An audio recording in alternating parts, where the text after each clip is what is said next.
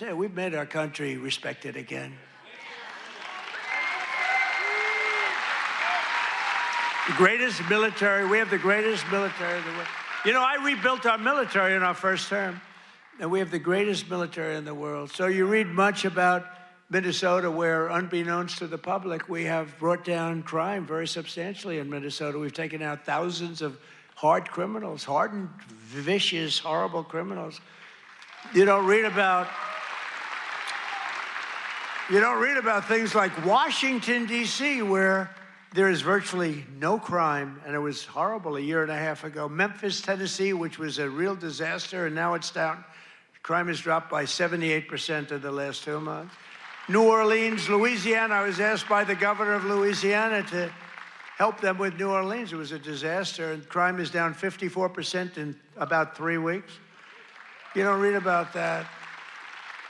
And we've done all of this by taking thousands of criminals out of these states. We took over 2,000 people out of Washington, D.C. These were criminals. You know, if you remember, about 2% of the population, it's a very simple business. 2% of the population causes 90% of the crime. So when you start decimating that 2%, boom, that's why we have to, it's an amazing number when you think. It's just crime over and over and over. 2% creates 90% of the crime. Isn't that amazing? It's not that complicated, is it? In 1 year, we've achieved the largest drop in the murder rate in the history of our country. Drug overdose deaths are down by 21%, the largest drop ever recorded. We got to do better than that.